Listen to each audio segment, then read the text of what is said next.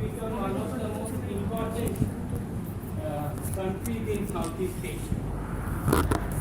So, first and foremost, আমরা দেখতে পারি after the new millennium, মানে 2000 এর পর আমরা দেখতে পারি Japan's foreign policy during the 5 years that Junichiro Koizumi was the prime minister was marked by several developments. তো এখানে একটা জিনিস যেটা আমরা সবচেয়ে ইম্পর্টেন্ট জিনিস so this whole thing is that তোমাদের কিন্তু নামগুলো মনে রাখতে হবে। মোস্ট ইম্পর্টেন্টলি যেটা হচ্ছে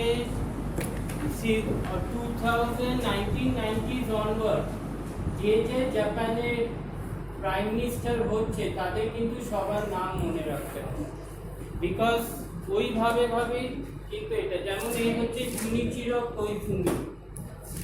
So when he was the prime minister, it was marked by several developments. 11S মানে হচ্ছে 11 September and its aftermath that made security concerns and counter-terrorism come to forefront of the international agenda. তার মানে কি 11 September 2001 যেটা একটা আমরা twin towers দেখতে পারি, সেই সময় দেখতে পারি যে সিকিউরিটি কনসার্নস একটা ইম্পর্টেন্ট অ্যাসপেক্ট হয়ে গেছে। US under the Bush administration trying to reassert its status as the sole power and opting for a unilateral action instead of resorting to multilateral fora. This more active and even forceful presence in the global arena went hand by hand with the lessening of its presence in Asia Pacific. আমরা 2000 post 2000 দেখতে পারি যে USA কি হচ্ছে basically গালফের দিকে and basically towards যেটা হচ্ছে in the Gulf area, তারপরে ইরান, ইরাক, আফগানিস্তান, এই জায়গাতে ইউএস অনেকটা ইম্পর্টেন্স গেইন করে যাচ্ছে, মানে এই জায়গায় ইউএস অনেক ফোকাস শিফট করছে।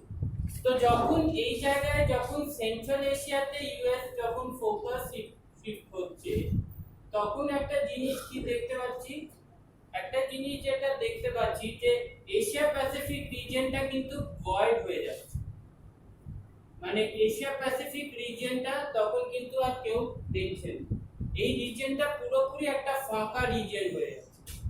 আর এই জিনিসটা ক্যাশ করেছে চায়না তখন দেখলো যে এশিয়া প্যাসিফিকের একটা ভয়েড হচ্ছে, এশিয়া প্যাসিফিক রিজিয়নে ইউএস এর অ্যাটেনশনটা নেই, এই ইউএস অনেকটা অ্যাটেনশন দিচ্ছে সেন্ট্রাল এশিয়া, ইরাকে ওসামা বিন লাদেন এদের নিয়ে, কারণ 9/11 এর পর ওসামা বিন লাদেন, আফগানিস্তান সবকিছুই ওই দিকে চলে যাচ্ছে। তখন এই সুযোগটা চায়না তখন এই সুযোগটা নিয়ে নিল, কারণ চায়না ঢুকতে পারছিল না এই কারণে, কারণ ইউএস এর মিলিটারি প্রেজেন্স এশিয়া প্যাসিফিকে খুব তখন একটা স্ট্রং ছিল। যে ইউএস যখন 2000 এর পর শিফট করলো, তখন চায়না এই দিকটায় দেখতে পারলো যে আরে এখানে তো আমার সুযোগ আছে, এখন আমার খালি ফাঁকা মাঠ, এরপরে আমি আমার জিনিসগুলো I will try my level best to enter this region, which basically becomes Indo-Pacific region. Asia Pacific টা পরবর্তীকালে যেটা Indo-Pacific region। তো ইন্দো-প্যাসিফিক রিজিয়নের সেই সময় আমি তোমাদের যখন চায়না সাউথ ইস্ট এশিয়া পড়াচ্ছিলাম, তখন একটা জায়গায় দেখবে যে পড়িয়েছিলাম যে 2000 to 2010 was the golden period of China in Southeast Asia. এই সময়টা ছিল একটা গোল্ডেন পিরিয়ড, কারণ এই সময়তে অনেক টার্মাইল হচ্ছে, তোমার এই ওয়ার্ল্ডের টার্মাইল, 2003 তে গালফ ওয়ার, 2004-5 এ আফগানিস্তানে ইউএস এর অ্যাটেনশন ফোকাস করছে, ওসামা বিন লাদেন, তারপরে এই যে ফুল সময়টা, এইটা তখন চায়না একটা সুযোগ খুঁজে এই এশিয়া প্যাসিফিক বেসিক্যালি ইন্দো-প্যাসিফিক রিজিয়নে এন্টার করে। And increasingly, the next line আছে, and increasingly self-confident China, a appearing as a major actor and competitor in the region. তার মানে কি চায়না একটা মেজর অ্যাক্টর হয়ে আছে, মানে China always wanted that we will exert our control in Indo-Pacific, especially in Southeast Asia. Southeast Asia চায়নাকে বলা হয় happy হান্টিং ground, কারণ চায়না জানতো যে আচ্ছা সাউথ ইস্ট এশিয়া তো আমার কথাই উঠবে বসবে, আমি যা বলবো সেটাই সাউথ ইস্ট এশিয়া করবে। Changes in the concept of soft power, Japan soft power, এরপরে জাপান কি দেখলো যে না এরকম ভাবে আমরা সাউথ ইস্ট এশিয়াতে করতে পারবো না, আমাদের যদি আধিপত্য সাউথ ইস্ট এশিয়াতে করতে হয় তাহলে আমরা থ্রু কালচারাল এক্সপ্রেশন করব। কি করলো south east Asia, soft power diplomacy, Japan soft power diplomacy শুরু করলো। তোমরা নিশ্চয়ই অ্যানাইন দেখেছো বা মাঙ্গার নাম শুনেছো, Japanese anime is very famous, Japanese video games আর অলসো ভেরি ফেমাস। তো এইভাবে ভাবে ওরা সাউথ ইস্ট এশিয়াতে ঘুরতে শুরু, যেটার এই যে জাপান শুরু করলো, যেটা এখন কোরিয়া ফলো করছে থ্রু কোরিয়ান ওয়ে, সেটা কিন্তু আমি যেই জন্য বললাম না জাপান হচ্ছে সবচেয়ে দূরদৃষ্টিকর দেশ, ওর মতন দূরদৃষ্টিকর দেশ আর কোনো দেশ না। ওরা এইভাবে কালচারাল এক্সপ্যানশন শুরু করলো through anime, through video games, through manga, এইগুলো থেকে ওরা সাউথ এশিয়া, ফলে কি হলো সাউথ ইস্ট এশিয়া ওইগুলোর সাথে রিলেট করতে পারে, যেটা এখন কোরিয়া করছে থ্রু সফট পাওয়ার। সো এই হোল সিনারিওটাই কিন্তু হচ্ছে 2001 থেকে, যেটা জাপান শুরু করেছে। তারপরে আমরা আসছি নেক্সট স্টেজ এখানে, and economic was weakened by so-called lost decade. আমরা আগের স্লাইডে পড়েছিলাম যে জাপান তখন লস্ট ডিকেড হয়েছিল, মানে জাপান ওয়াজ মানে ওই পুরো 1990sটা জাপানের পক্ষে একটা ভেরি লস্ট ডিকেড বলা যায়, কারণ জাপান সেইভাবে কিছু করতে পারেনি, সেইভাবে জাপান সেরকম নিজের এক্সার্ট করতে পারে। This had not only economic implication but also has strong influence on the image of Japan. যে এই যে পুরো যে লস ডিকেডটা বলা হয়েছে সেটা ইকোনমিক ইমপ্লিকেশন তো ছিল, তার সাথে সাথে জাপানের ইমেজের উপরও ভীষণ স্ট্রং একটা, আমি যেমন বলেছিলাম আগের ক্লাসে AMF, Japan Asian monetary fund করার চেষ্টা করেছিল প্যারালাল টু আইএমএফ। এই যখন এএমএফটা করেছিল তখন ইউএসএ সবচেয়ে ক্রিটিসাইজ করেছে যে এত বড় সাহস জাপান কেন এএমএফ করে, আমাদের আইএমএফ থাকার সাথে জাপান কিভাবে এই আইডিয়াটা নিয়েছে। কিন্তু আজ যদি এই এএমএফটা থাকতো, এশিয়া রিজন ইন্ডিয়া জাপান এদের একটা সুপার ইকোনমি তৈরি হতো, চায়না হংকং এরা কিন্তু সুপার ইকোনমি তৈরি হতো, যেটা ইউএসএ হতে চায়নি, কারণ ইউএসএ সবসময় মনে করেছে যে we are the global power, we are the global super power, আর আমাদের মধ্যে এই রিজন সব দেশের আধিপত্যটা। ফলে এই পুরো জিনিসটা, আর একটা জিনিস মনে রাখবেন, জাপান যে মিস্টেক গুলো করেছে সেটা কখনো রিপিট করে, ওরা যে মিস্টেক গুলো করেছে ওরা কখনো, আর এএমএফ কখনো আসবে। আর যদিও এখন যদি ইউএসএ রিলাক্টেন্ট যদি বলে যে হ্যাঁ এএমএফ করবো, জাপান কিছুতেই সেটা করবে, কারণ জাপান মিস্টেক থেকে প্রচন্ড ভালোভাবে শিখে and they don't repeat one mistake. So কি করেছিল জাপান তখন নিজের মতন ভাবে সাউথ ইস্ট এশিয়ার একটা প্ল্যান করেছিল, যেটা বলেছিল, যেটা আনভিল করেছিল south east Asian in the speech Japan Asia ASEAN in East Asia a sincere and open partnership। তাহলে তখন জাপান একটা কি বললো যে জাপান ASEAN-এর মধ্যে একটা ওপেন পার্টনারশিপ করতে হবে। যেমন আমরা আগে ভিডিওতে দেখেছিলাম জাপান কিভাবে নিজের ইম্পর্টেন্সটা এক্সার্ট করছিল south east Asia, specially through free trade. এই রিজিয়ন তখন জাপান কি করলো, এই কোইজিমি তখন করলো যে মেকং সাব রিজিয়নের উপর আমাদের ফোকাস থাকতে হবে। দিস মেকং সাব রিজিয়ন যেটা আজ পর্যন্ত কোনো দেশ করে, এই মেকং সাব রিজিয়নের উপর কিন্তু জাপান ফোকাসটা শুরু করে, which was not developed। তোমরা বলতে পারো মেকং সাব রিজিয়ন বলতে কোন কোন দেশগুলোকে বোঝায়? Laos, Cambodia, Thailand, Laos, Cambodia, yes, Laos, Indochina দেশ এন্ড থাইল্যান্ড, এইটা হচ্ছে মেকং সাব রিজিয়ন। তখন উনি বললেন যে আচ্ছা এই রিজনে যদি আমরা আইডেন্টিফাই করতে পারি তাহলে আমার একটা অপরচুনিটি আছে। জাপানের একটা বিশাল বড় সামনে সুযোগ এসে, তারপরে জাপান কি করলো, ASEAN free trade area, Japan ASEAN free trade area, ASEAN investment area, এই দুটো জিনিস কোইজুমি হাইলাইট করলো যে হ্যাঁ এইগুলো হচ্ছে আমাদের কাছে সবচেয়ে বেশি ইম্পর্টেন্ট। নেক্সটে যখন আমরা যাচ্ছি সেখানে যাচ্ছি যে জাপান তখন এই কয়েকটা ওরা করেছে। Japan readiness to contribute to the stability of the region even though dispatching of, দেখো ওই সময় তোমরা যদি দেখো ইস্ট তিমুর কিন্তু একটা বিরাট বড় একটা ইকোনমিক বা পলিটিক্যাল ক্রাইসিসের মধ্যে যাচ্ছে। East Timor was under very much political crisis.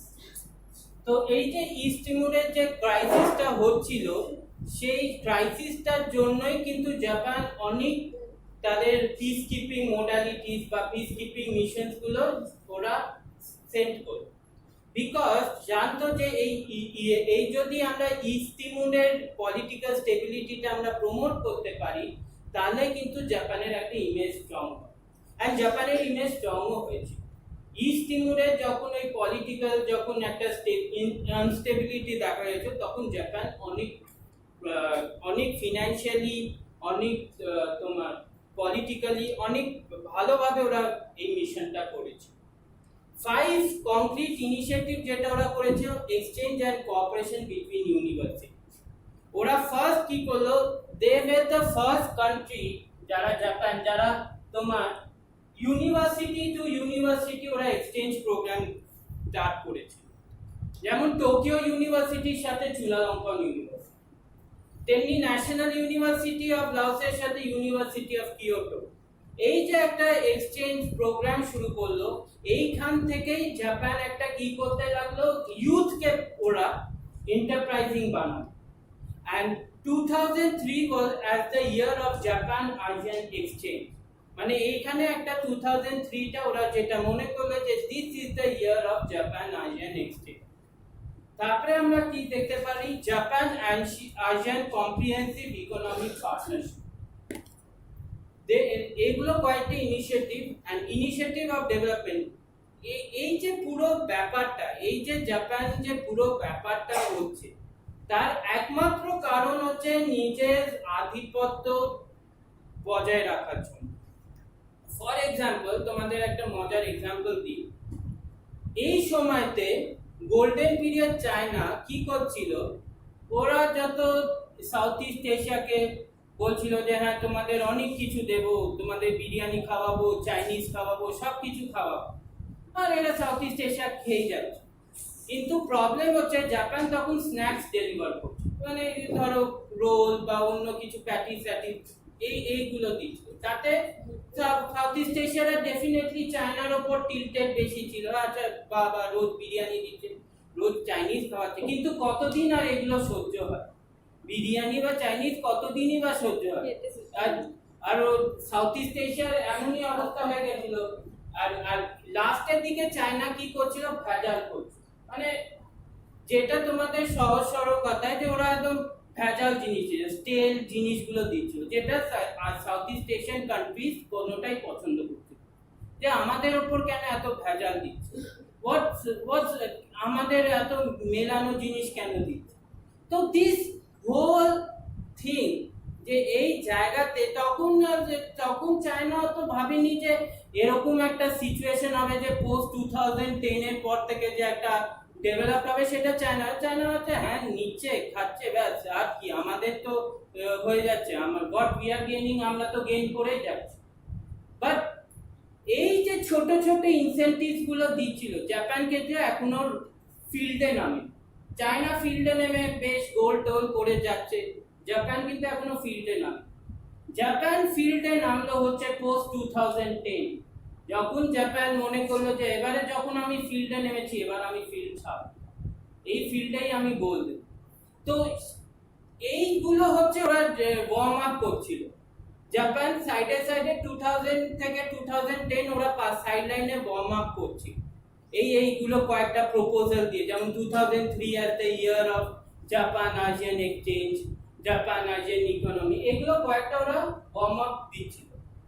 যেমন some proposal related to our regional architecture, যেমন East Asia community with ASEAN +3, Australia New Zealand as 4 member, এগুলো কয়েকটা জিনিস যেগুলো জাপান করেছে। নেক্সট আপ আমরা যেটা যাই সেটা হচ্ছে Japan organized in December 2003 the ASEAN Japan Commemorative Summit in Tokyo. The debates of the summit were considered in Tokyo Declaration intended to be roadmap of the renewed Japan-ASEAN partnership in 21st century. মানে এই যে জিনিসটা, এইটার মানেই হচ্ছে Japan কিন্তু আস্তে আস্তে south east Asia, Asia, Indo প্যাসিফিকে ঢুকছে। 2003 is the watershed area of Japan Southeast Asia. Japan south east Asia রিলেশনের মধ্যে একটা মোস্ট ইম্পর্টেন্ট ইয়ার হচ্ছে 2003, যেখানে আমরা দেখতে পারি টোকিও ডিক্লারেশন, যেখানে আমরা দেখতে পারি জাপান আসিয়ান পার্টনারশিপ। এই ডিক্লারেশনে কোইজুমি যেটা করছিল, যেটা আর কোনো দেশ আগে করেনি, people to people connectivity, cultural relations এর উপর জোরটা দিয়েছে। এই সময় তোমরা দেখবে একটা হয়েছিল মেজি রেস্টোরেশন, এই সময় মেজি রেস্টোরেশন শুরু হয়েছিল। দিস ওয়াজ অ্যান ল্যান্ডমার্ক জিনিস in Japan south east Asia relation. এটা হচ্ছে একটা ল্যান্ডমার্ক জিনিস ছিল in Japan south east Asia relation, সে কারণ Meiji Restoration actually second Meiji Restoration, হ্যাঁ স্যার, হ্যাঁ এটা আরেকটা হয়েছিল মেজি রেস্টোরেশন, যেটা এই সময়তে জাপান সাউথ ইস্ট এশিয়া রিলেশনে একটা বিশাল বড় ইম্পর্টেন্স ক্রিয়েট হয়েছিল। তারপরে যেটা দেখা গেল এই সময়তে আরেকটা জিনিস যেটা দেখতে পারি সেটা হচ্ছে কালচারাল রিলেশন। এই সময় যেটা দেখতে পারি যেটা হচ্ছে কোইজুমি একটা জিনিস বলেছিলেন, যেটা হচ্ছে আমাদের people to people connectivity is very important. People to people connectivity is very very important, যেটার জন্য আমরা দেখতে পারি ট্রিটি অফ অ্যামিটি অ্যান্ড কোঅপারেশন যেটা হয়েছিল আসিয়ানের সাথে। The reasons for accession were ASEAN had made succession to the treaty a condition to participate in East Asia Summit. এই ট্রিটি of Amity and cooperation China অনেক আগে চলে গেছে, তখনও জাপান যায়নি। চায়না চলে গেছে 1999, কিন্তু জাপান এসেছিল, কারণ ট্রিটি অফ অ্যামিটি অ্যান্ড কোঅপারেশনের 5টা ট্রিটি থাকে, যেখানে বলা হয় কেউ কারোর সভারেনিটির ওপর হস্তক্ষেপ করবে না, কেউ কারোর টেরিটোরিয়াল ইন্টিগ্রিটির ওপর হস্তক্ষেপ করবে না, কেউ মিউচুয়াল যদি কোনো প্রবলেম হয় সেটা মিউচুয়াল কোঅপারেশনের মধ্যে হবে, আর আরেকটা হচ্ছে ইফ আর থ্রু নেগোসিয়েশনস, মানে যদি কোনো ডিসপিউট অ্যারাইজ হয় সেটা থ্রু নেগোসিয়েশন। এই ট্রিটি অফ অ্যামিটি অ্যান্ড কোঅপারেশন কখনো চায়না মানে বলছে, চায়না বলছে আমাদের কাছে ট্রিটি অফ অ্যামিটি অ্যান্ড কোঅপারেশন, আমরা নিজেরাই দাদাগিরি ফলাবো, ওরা বাচ্চারা কি করবে, মানে এরকম একটা অ্যাটিটিউড নিয়ে সবসময় চায়না আছে। ফলে চায়না কখনো এইসব treaty of amity cooperation, code of conduct of seas বা ডিক্লারেশন অফ সিজ, এগুলো কখনো চায়না মানে। কিন্তু জাপান এটা প্রচন্ড মানে, জাপান কিন্তু খুব ডিসিপ্লিন কালচার, এটা খুব মানে। এই দেখ, under Koizumi, Japan tried to also to present itself as a provider of traditional security based on its Cambodian experience of 1990. যেমন আমি আগে ক্লাসে বলেছিলাম UNTSC, সেটা একটা পিস কিপিং মিশন হয়েছিল যেটা জাপান করেছিল, যেটা জাপান খুব সাকসেসফুল হয়েছে।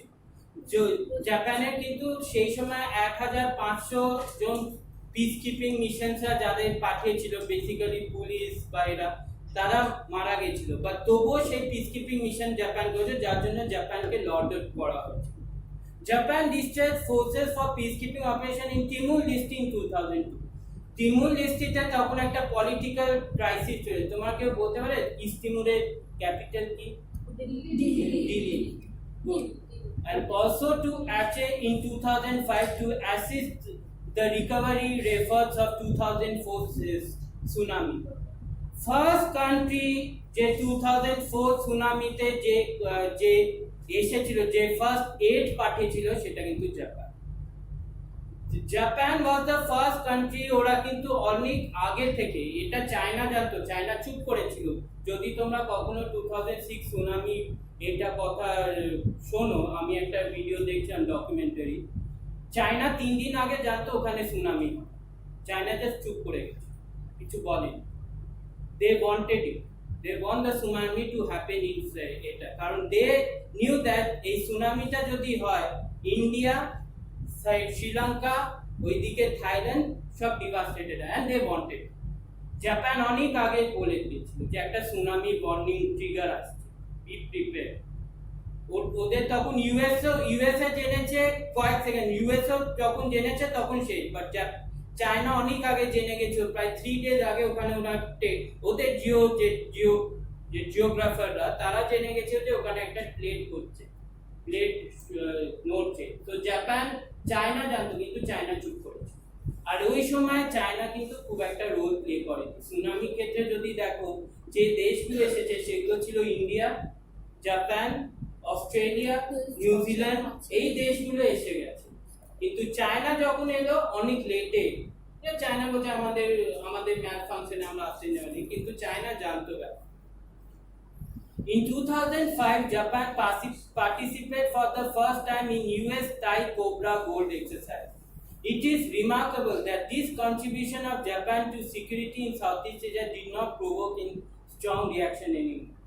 এবারে আস্তে আস্তে সাউথ ইস্ট এশিয়ান দেশগুলো মনে করছে না, Japan is the only part যাকে আমরা ট্রাস্ট করতে পারি। সো আস্তে আস্তে জাপান কিন্তু এবারে ফিল্ডে নামছে। On the other side, under Koizumi and in spite of the effort, Japan was not able to play the naturally, কারণ জাপান সেরকম ভাবে 1990s এর ক্ষেত্রে একটু ভালো, বাট সেরকম কোনো রোল প্লে করতে পারে। যদিও 2002 তে অনেক ইকোনমিক পার্টনারশিপ, যেমন initiative development of east Asia, ministerial meeting 2002 এইগুলো করেছিল, বাট সেরকম ভাবে জাপান পেনিট্রেট করতে পারে। সো পেনিট্রেট কখন করলো জাপান? তোমাদের একটা প্রশ্ন আসতেই পারে, তাহলে জাপান তাহলে কি করলো? তাহলে এই যে জিনিসগুলো তোমরা দেখছো, যে মোর ইম্পর্টেন্ট দ্যান আইডিয়া, উনি Japan ASEAN framework agreement, comprehensive economic partnership, EPS মানে বেসিক্যালি বাইল্যাটারাল টাই, এইগুলোর ক্ষেত্রে জাপান শুরু করলো। By the end of Koizumi's mandate, further EPAs have been signed with, দেখো এবার কিন্তু দেখো জাপান কান্ট্রিজ গুলো কাদের কাদের চুজ করছে, Malaysia, Philippines, Indonesia, Thailand, Brunei. এর একটা কারণ আছে, এই কান্ট্রিগুলোদের অলরেডি সাউথ চায়না সি ডিসপিউটে পড়ে আছে। সো এই কান্ট্রিগুলোদেরই কিন্তু জাপান আগে নিজেদের কন্ট্রোলে আনে, কারণ জাপান জানতো যদি এই কান্ট্রিগুলোদের নিয়ে আসবো তাহলে কিন্তু আমার অর্ধেক কাজ ওভার হবে। সো প্রথমেই দেখো Malaysia, Philippines, Brunei, Indonesia, Thailand, এই কান্ট্রিগুলোতে জাপান ইনভেস্ট করতে শুরু করে। তাহলে কি আমরা বলবো কোইজুমির যে জিনিসটা সেটা পুরোপুরি ফেলিয়ার? নো, কোইজুমি কখনো ফেলিয়ার ছিল না। কেন ছিল না? কারণ দেখো Koizumi policy to Southeast Asia was remarkable as it managed to keep Japan as the main player in the region and an increasing relevant actor in security issues. Security issues এর ক্ষেত্রে Koizumi policy in Southeast Asia was outstanding. Nevertheless, it could not counterbalance with the growing relevance of China. চায়নার সাথে সেই লেভেলে পৌঁছাতে পারে, but ও নিজের জায়গায় আস্তে আস্তে জাপান ঢুকছে। Factors beyond Koizumi's reach were at play, starting with the difference between China's vibrant and growing economy and Japan তখন কিন্তু স্ট্যাগনেটিং হয়ে গেছে।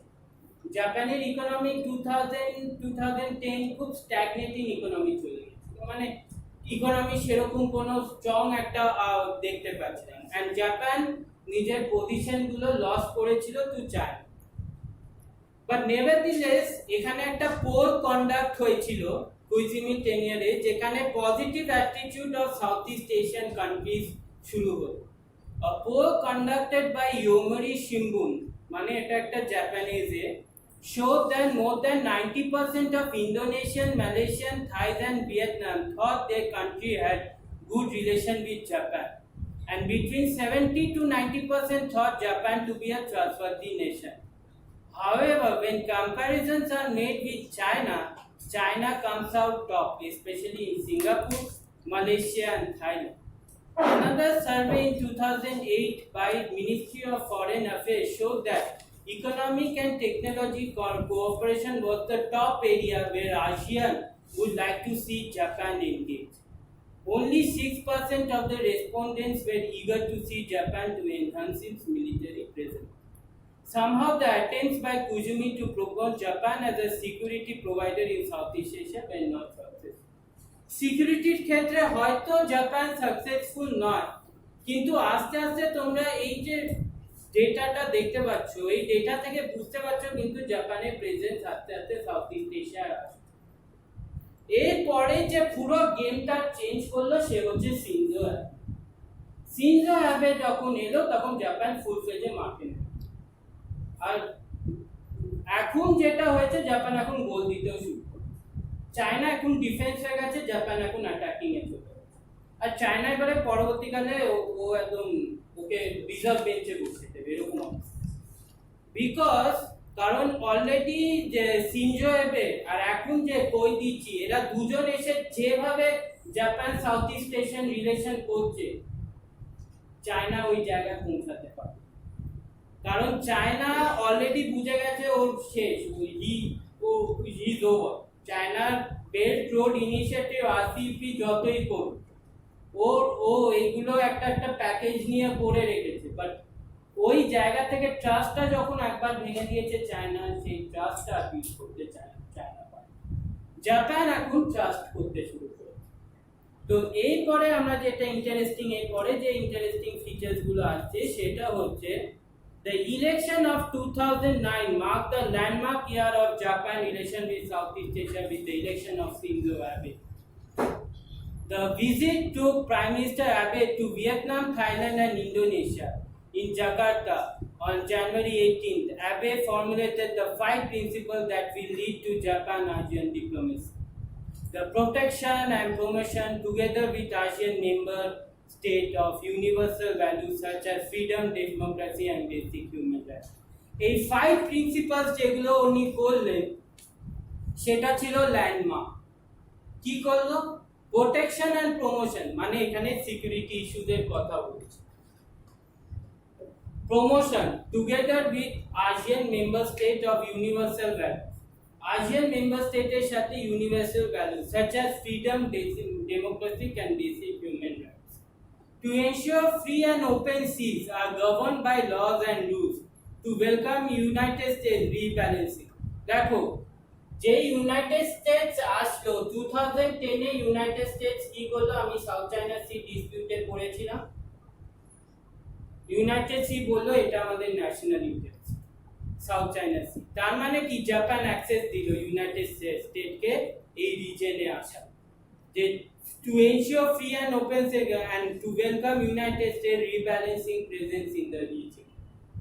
The promotion of trade and investment as well as flow of goods, capital, people and services to various economic partnerships. The protection and nature of Asia's diverse cultural heritage and tradition. The promotion and exchanges among young generation to foster mutual understanding. তার মানে কি? যখন দেখছে 2009-10 যখন লাস্টের দিকে চায়নার golden period, তখন 2010-এ সাউথ চায়না সি ডিসপিউট নিয়ে চায়না উঠে পড়ে লেগেছে। তখন ইউএসএ কে জাপান ওয়েলকাম করলো যে তুমি আসো, তুমি এসে একটা USA presence in the reason actually কি করলো? শক ওয়েভ, বলতে গেলে আফটার শক বা শক ওয়েভ করলো বেজিং চায়নার ক্ষেত্রে। তো এই যে শক ওয়েভস গুলো দিল, সেটা কিন্তু চায়না উঠে বসতে থাকে যে হ্যাঁ, এবার কিন্তু সিচুয়েশনটা আউট অফ কন্ট্রোল হয়েছে। এবারে শিনজো অ্যাবে কি করলো, ট্রেড ইনভেস্টমেন্টের কথা বলল, goods, capital, people, services, economic পার্টনারশিপের কথা বলল, protection and nurture of Asia's diverse culture. তুমি জানো জাপানে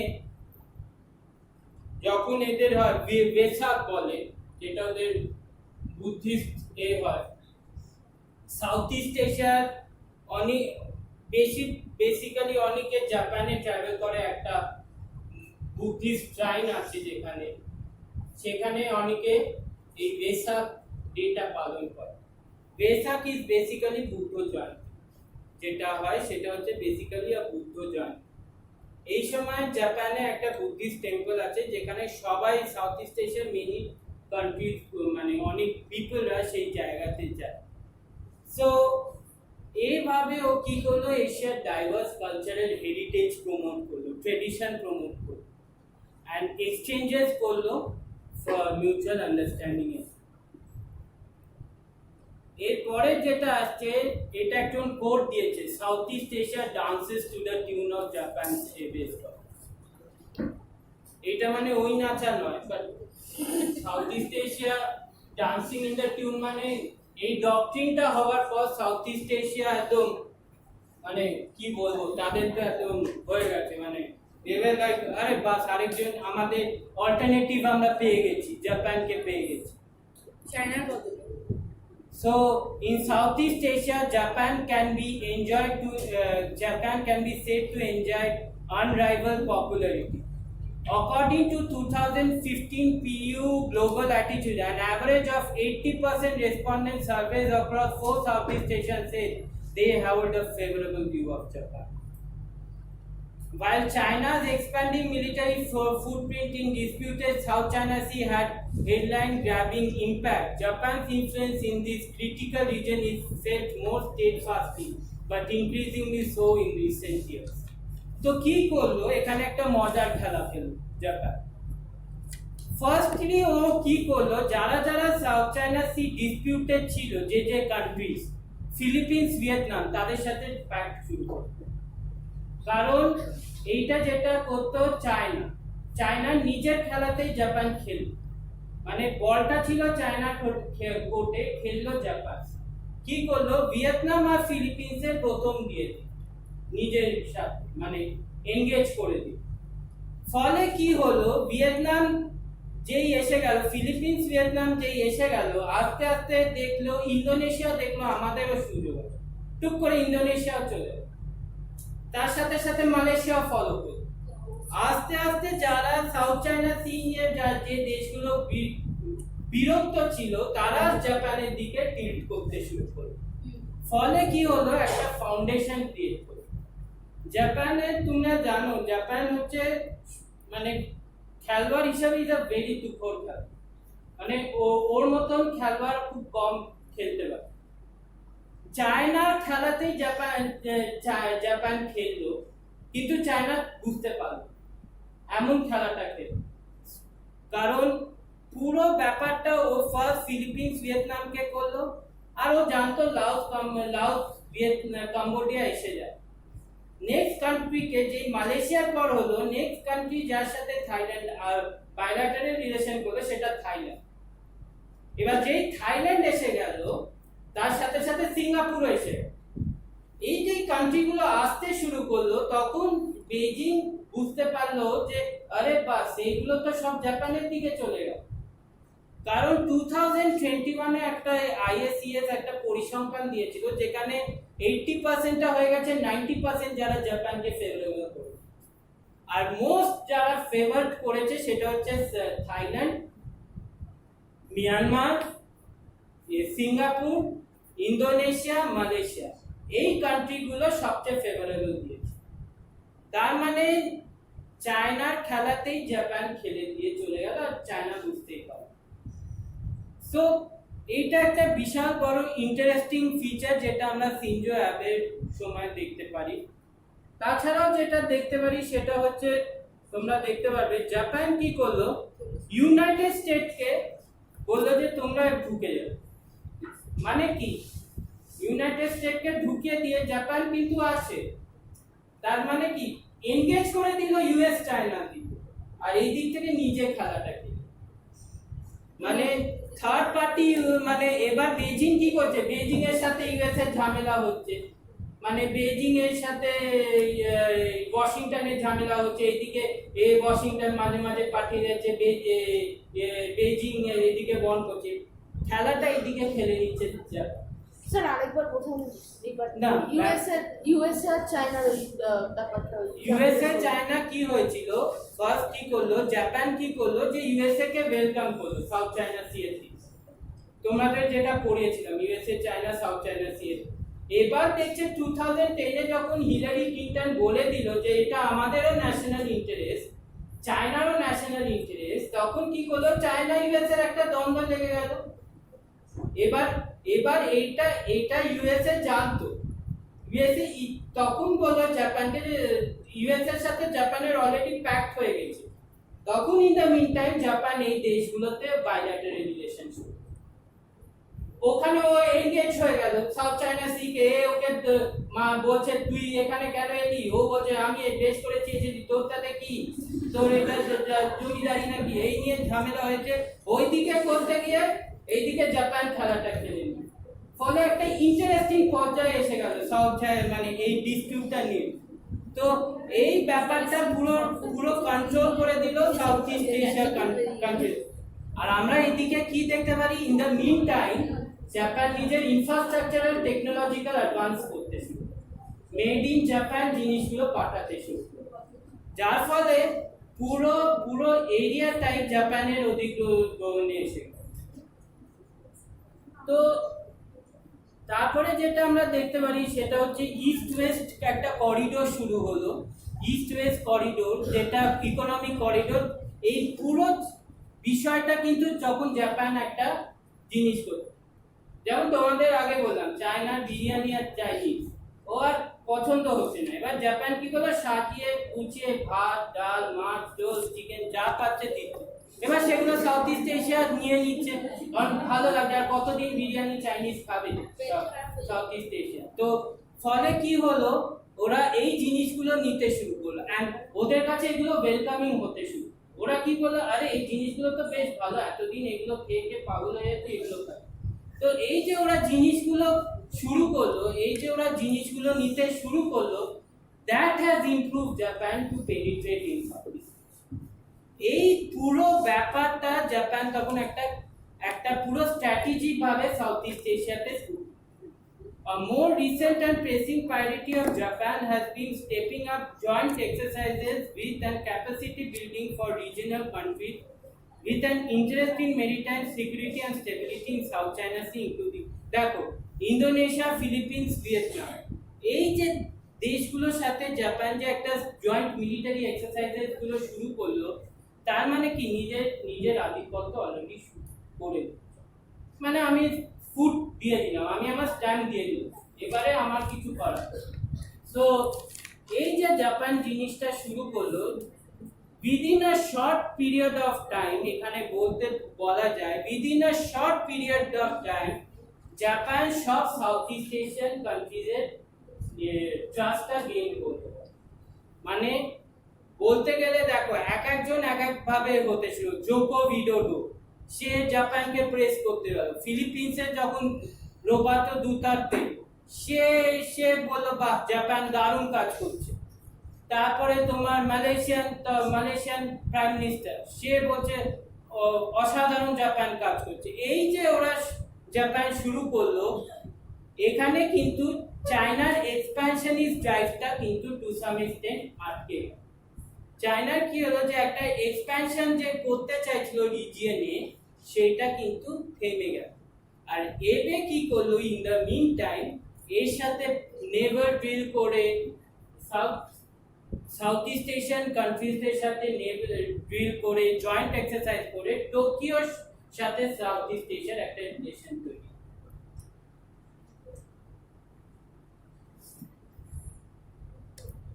তারপরে আমরা দেখতে পারি এখন হচ্ছে Japan south east Asia at new heights. Over the past decade, Japan has been working on strengthening its ties in Southeast Asia with regard to political, economic security.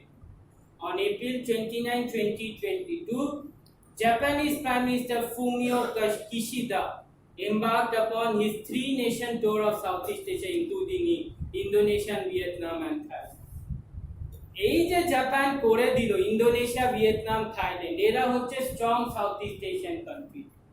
এই যে এরা শুরু করে দিল, তার মানে কি? তার মানে পুরো কন্ট্রোল জাপান নিয়ে south east Asia. Japan has emerged as a great force in Southeast Asia in terms of being a top trading and investment partner of ASEAN. It has also been a key different and strategic partner of Southeast Asian countries like Indonesia, Malaysia, Vietnam, and Philippines. এখানে কি করলো Kishida? একটা important কাজ করলো। Post pandemic Kishida কি করলো? ও Covid, তোমার যত কোভিডের যাবতীয় যা ভ্যাকসিন হোক বা যে জিনিসগুলো হোক, যাবতীয় যে অ্যাক্সেসরিজ গুলো, সেগুলো পাঠাতে শুরু করে। ফলে ওগুলো নিতে বাধ্য, মানে সাউথ ইস্ট এশিয়ান কান্ট্রিজরা নিতে বাধ্য। তো এই জিনিসটা জাপান শুরু করে দিল। আর তার ফলে কি হলো? এই ইন্দোনেশিয়া, মালয়েশিয়া, ভিয়েতনাম, ফিলিপিন্স, এরা সবাই এই জিনিসগুলো নিতে শুরু করলো, কারণ এগুলো দরকার, এগুলো আমাদের নিতে হবে। ফলে এই পুরো জিনিসটাতে জাপান কিন্তু একটা স্ট্রং ইম্পর্টেন্স করতে হবে। এটা হচ্ছে বিভিন্ন কান্ট্রির সাথে যেটা জাপান করলো। প্রেসিডেন্ট জোকো উইডোডো তার সাথে 2+2 ডায়লগ করলো, যেখানে উনি প্রেসিডেন্ট প্রাইম মিনিস্টার কিশিদা বললো, we are facing many challenges including the situations in Ukraine, the East and South China Seas, North Korea, and strengthening the rules-based free open international order has become more important. তার মানে কি? এদের সাথে, জাপানের সাথে, ইন্দোনেশিয়ার সাথে 2+2 টকস করলো। ভিয়েতনামের সাথে প্রাইম মিনিস্টার কিশিদা মিট করলো, যেখানে prime minister Pham Minh Chinh, Vietnamese communist party, Nguyen ফুড ফ্রম, তাদের সাথে কথা বললো। and they all were willing to help Japan, and they will help Japan. এটা রিসেন্টলি যেখানে তারা ইউক্রেনকে হেল্প করার জন্য বলেছে। সো আমার লাস্টে আমি চলে যাই, because this is the packages যেগুলো করেছিল লিডার্স অফ ভিয়েতনাম, জাপান, দেন এখানে যেমন কোভিড প্যান্ডেমিক রিকভারি, এই জিনিসগুলো। এখন যে হচ্ছে, যে ব্যাপারটা হচ্ছে, Japan and Thailand signed a defense agreement which is vitally a defense equipment and technology transfer agreement. মানে এখন তুমি দেখতে পাচ্ছ থাইল্যান্ড হচ্ছে জাপানস বিগেস্ট ইনভেস্টর, ইন্দোনেশিয়া হয়ে গেছে, মালয়েশিয়া হয়ে গেছে, সিঙ্গাপুরও হয়ে গেছে। তার মানে হচ্ছে যে এই যে আগামী দিনগুলোতে, যেমন 135 years anniversary of diplomatic ties between Japan and Thailand. Thailand পাওয়া মানে most of the Southeast Asian countries পাওয়া, সিঙ্গাপুর পাওয়া মানে most of the Southeast Asian countries পাওয়া। তার মানে এখান থেকে আমরা বুঝতে পারছি যে Japan has now become an emerging power in Southeast Asia. Post 2010, Japan has become an emerging power in Southeast Asia. China, এখন তোমাকে যেমন যদি কোনো গ্রাফ দেয়, সাউথ ইস্ট এশিয়ার যদি কেউ গ্রাফ দেয়, চায়না ডাউনওয়ার্ড হয়েছে আর আপওয়ার্ড চলে গেল জাপান। ফলে সাউথ ইস্ট এশিয়ার এখন সব ফেভারে চলে গেছে জাপান। আর যদি তুমি গ্রাফ দেখো, চায়না কিন্তু ডাউনওয়ার্ডে চলে গেছে। ফলে এখান থেকে একটা বিষয় আমরা বলতে পারি, the one thing which we can tell from this, that Japan has become an important and the most biggest investor in Southeast Asia. তোমরা যদি কখনো ভিডিওস দেখো জাপানের বা সাউথ ইস্ট এশিয়ার, কখনো যদি ভিডিওস দেখো, তোমরা এই দেখতে পারবে যে মোস্টলি তোমরা বা সাউথ ইস্ট এশিয়ার পরবর্তীকালে যদি কোনো সাউথ ইস্ট এশিয়ান কান্ট্রিতে যাও, most of them are এখন made in Japan. They are not falling made in China. তোমাদের আগের ক্লাসে বলেছেন যে চায়নার ট্রেনগুলো কিনে ওদের সব ট্রেন উড়ে বেরিয়ে যায়, মানে যে যেখানে পাচ্ছে লাইনে তো থাকছে না, লাইনের বাইরেই বেশি সব পড়ে আছে। ফলে ফলে এখন সবাই জাপানের কাছে চলে যাচ্ছে, ওই they are building trains, aeronautical planes. আর Japan is a very strong manufacture of aeronautical. Basically এই যে বুলেট ট্রেনগুলো দেখছো সবই কিন্তু জাপান থেকে আসে।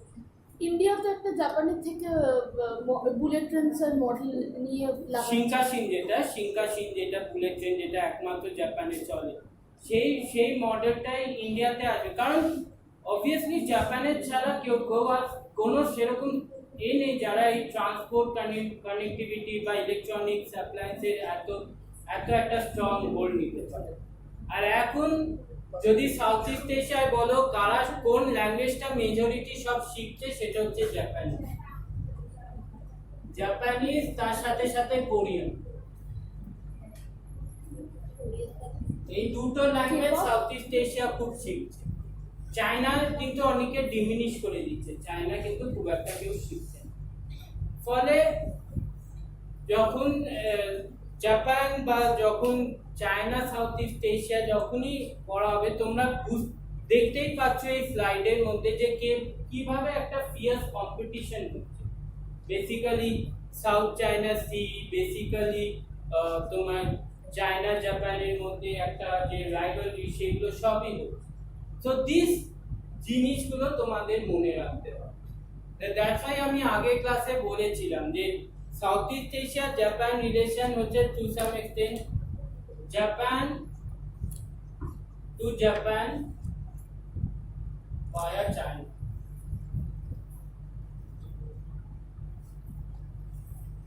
চায়না ওই 2000 থেকে 2010 গোল্ডেন পিরিয়ড ছিল, but more or less it was Japan to Japan. So this is my Japan Southeast Asia relations from 1990s 1990 to 2015। যদি আমি আগে অনেক কিছু পড়িয়ে দিয়েছি, তো কারো কোনো কোয়েশ্চেন থাকলে বলো। You have any questions?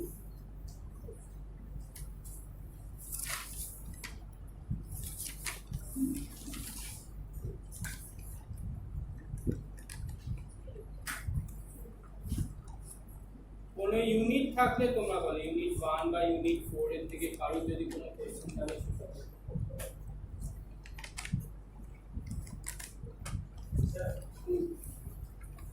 Cross cultural communication যেটা আপনি বলেছিলেন, এবং এটা আমাদের জেনারেলে আছে। হ্যাঁ, সেখানে আমরা আমরা কি বলবো, ফিল্ড অফ স্টাডিজ আপনি একটা আর্টিকেল দিয়েছিলেন, সেখানে আছে ফিল্ড অফ স্টাডিজ। কিন্তু যখন আমরা পড়ছি এখন সোশিওলজির যে কথা, সেটা কিন্তু একটা পদ্ধতি বা প্রক্রিয়া, কোনটা আমরা বলবো? ধরুন একটা সমন্বয়। বেসিক্যালি তোমাদের যেটা মনে রাখতে হবে সেটা হচ্ছে concept. What is the concept of cross cultural communication? তোমাদের এই কনসেপ্টটা জানো। What do you mean by cross cultural communication? What do you mean by inter Asian linkage? এই কনসেপ্টগুলো তোমাদের জানতে হবে। তাহলে ক্রস কালচারাল কমিউনিকেশনটা আমরা পদ্ধতি হিসেবে প্রসেস হিসাবে ধরো, পদ্ধতি হিসাবে ধরো, তোমাদের এত ডিটেলসে যেতে হবে না, বিকজ এত ডিটেলসে গেলে তাহলে এটা একটা অন্য অনেক কিছু হিসাবে, ল্যাঙ্গুয়েজ হিসাবে, সোশ্যোলজি, অ্যানথ্রোপোলজিক্যাল, কালচারাল স্টাডিজ, অনেক কিছু হিসাবে। বাট অ্যাজ আ প্রসেস হিসাবে কিভাবে cross cultural, what do you mean by cross cultural communication, সেটা তোমরা হিসাবে।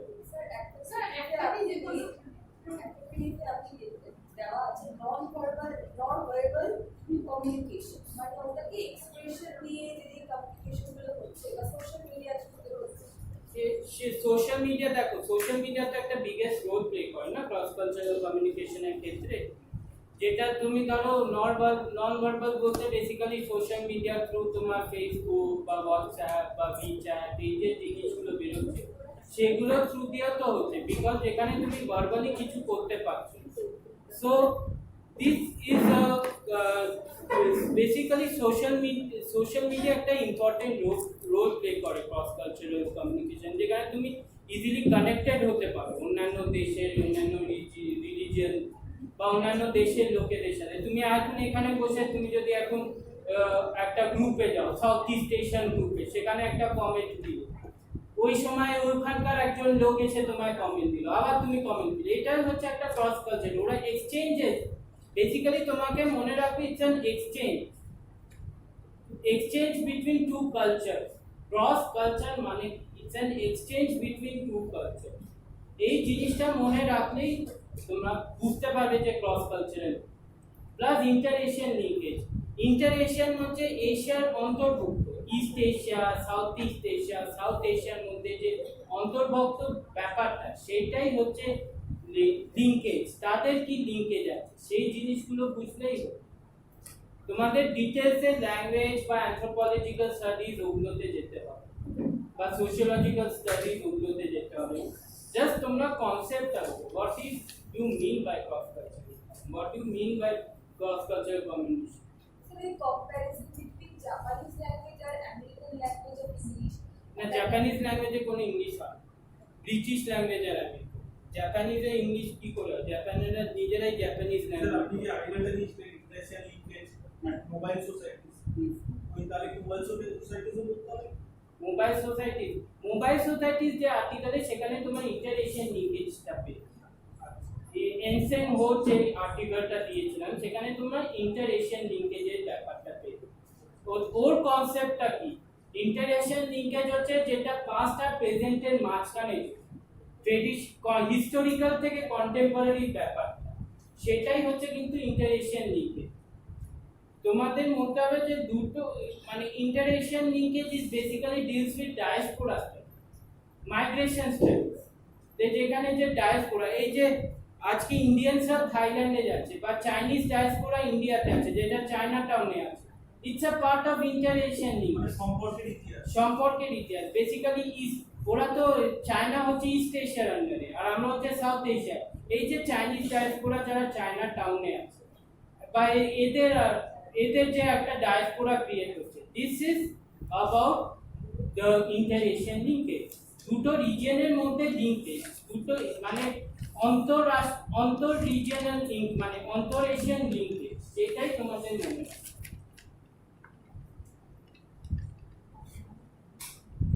আর কারো কোনো প্রশ্ন থাকলে? স্যার সাউথ চায়না সি যে দিয়েছেন যে টপিকটা, ওইটা কি ওটা কি আমরা পুরো ডিটেলসে তোমাদের যেটা মনে হয় সেটাই, কারণ পুরো ডিটেলস লিখতে গেলে তোমরা 5 মিনিটের প্রেজেন্টেশনে কিছু বলতে হবে, কারণ তোমাদের মোটামুটি 10 মিনিট বলতে হবে। স্যার মোটামুটি তোমাদের আমরা মেইনলি তোমরা সাউথ চায়না সি থেকে কি বোঝেছো, what you mean by south China sea dispute, সেটাই তোমাদের বলতে হবে। ওকে, তোমরা যদি ম্যাপস দেখাতে পারো, ম্যাপস দিয়েও বোঝাতে পারো। বেসিক্যালি তোমাদের জানতে হবে যে সাউথ চায়না সি কেন হলো, হোয়াট ওয়ার দ্য রিজনস, কেন এই ডিসপিউটেড হলো, এই ডিসপিউটেডটা আদৌ সলভ হবে কিনা, সেই বিষয়গুলো তোমরা মানে কিছু উপর বলতে হবে, জাস্ট একটা ওভারভিউ। আর তোমরা বেসিক্যালি তোমরা কি বুঝেছো এই সাউথ চায়না সি, সেটাই ওকে স্যার। হ্যাঁ দিয়ে দেবো। স্যার বলছি যে ক্রস কালচারাল লিঙ্কেজ যেখানে একটা ছিল নিয়ে হলো ফুড বা টুরিজম। ফুড ট্যুরিজম তো ক্রস কালচার, ওটা তো আলাদা কালচারাল ট্যুরিজমের অ্যাম্বিট আছে। ওগুলো তো তোমার তো সেকেন্ড চ্যাপ্টারে, সেকেন্ড যেটা আমি টপিক পড়িয়েছিলাম, কালচারাল ট্যুরিজমের আন্ডারে আসছে। ক্রস কালচারের মধ্যে কিন্তু ফুড ট্যুরিজম আসছে, ফেস্টিভ্যাল ট্যুরিজম আসছে না, ওটা তোমাদের কালচারাল ট্যুরিজমের অ্যাম্বিটে আছে। এটা food festival.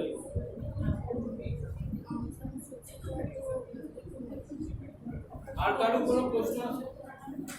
Sir south China C তাহলে আমরা ম্যাপ দিতে পারবো পিপিটিতে? ম্যাপ দিয়ে দিতে পারো, অসুবিধা, যদি ম্যাপ দেখে বোঝাতে পারো আরো ভালো। Okay sir.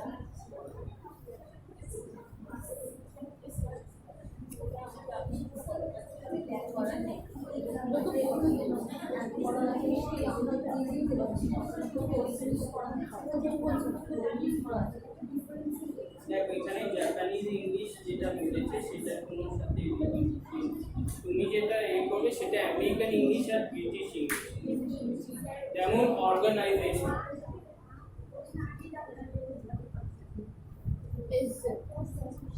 এসটা ব্রিটিশ ইংলিশে লেখা হয় বাট যেই তুমি আমেরিকান ইংলিশে এসে ZATI হয়ে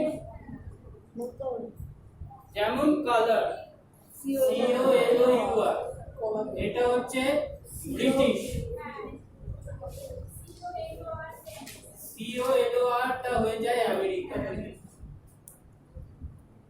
এটা হচ্ছে কয়েকটা ডিফেক্ট, মানে ক্রস কালচারালিজমে এটা হচ্ছে কয়েকটা ডিফেক্ট যেখানে ল্যাঙ্গুয়েজের একটা বিশাল বড় পরিবর্তন।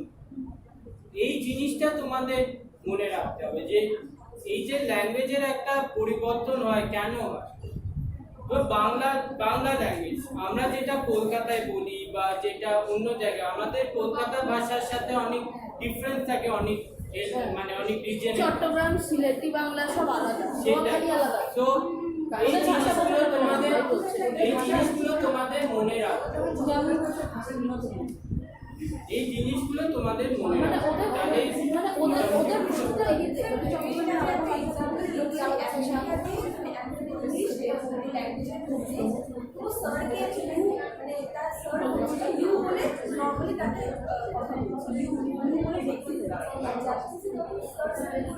স্যার তুমি যদি প্রপার ইংলিশ ল্যাঙ্গুয়েজটা ফলো করো, আমেরিকান ইংলিশের একটা হচ্ছে ওরা কি করে ডিয়ার স্মিথ,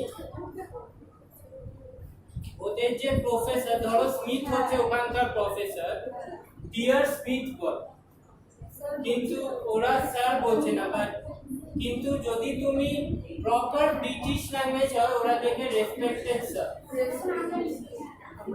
যেটা আমরা লিখি। কারণ আমাদের ল্যাঙ্গুয়েজ হচ্ছে British language, we are not American language. ওরা কিন্তু ওদের প্রফেসরকে স্মিথ বা অন্য যে যার নাম জন এইভাবেই ওরা করে, ডিয়ার জন বা ডিয়ার স্মিথ এভাবে। But whenever we are writing to any higher sir বা respected sir, respected ma'am, respected madam এইভাবে। ফলে these are the terminology which you have to understand. হ্যাঁ, All the best. আর কারণ কোনো প্রশ্ন থাকলে বলো।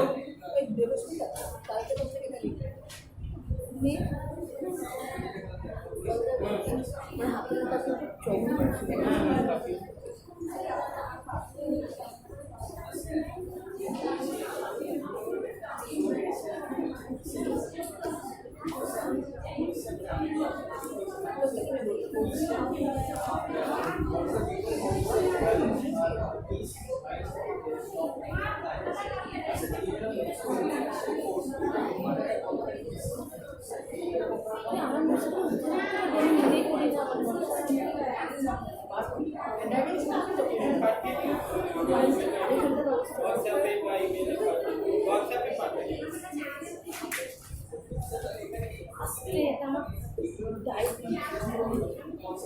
একটা কনসেপ্ট থাকে, what you mean by this concept, তুমি কি বুঝছো সেটাই প্রুভ করো। সামনের মধ্যে তো অনেক কিছু আছে।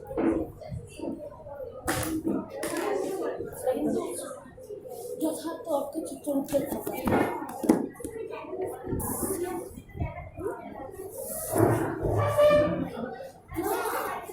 যথার্থ অর্থে না চিত্রমুখের থাকা, এটা বলেছি।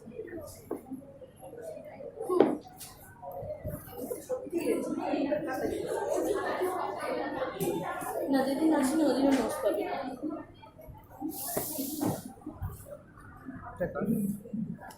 ওর ছোট ফোন। আর যখন তোমরা China, south east Asia, Japan, south east Asia যখন করবে তখন তোমরা সব প্রাইম মিনিস্টার বা প্রেসিডেন্ট যারা আছে তাদের এগুলো মনে রাখবে। স্পেশালি না যখন পোস্ট 1990s যেমন ডেং জিয়ামিং, 2000 এ হু জিনতাও, 2010 এ শি জিনপিং, এদের নামগুলো মনে রাখবে। সাউথ চাইনা সি করলে স্যার? না, এটা ওই জাপান। তাও মনে রাখতে করে হবে। আসছে। ও এতই সাউথ চাইনা সিতে ঢুকে গেছে। কি দেখতে হবে? ঠিক আছে, আমি এক্ষুনি খুলে দিচ্ছি, ছবি তুলে নে। আর ক্লাস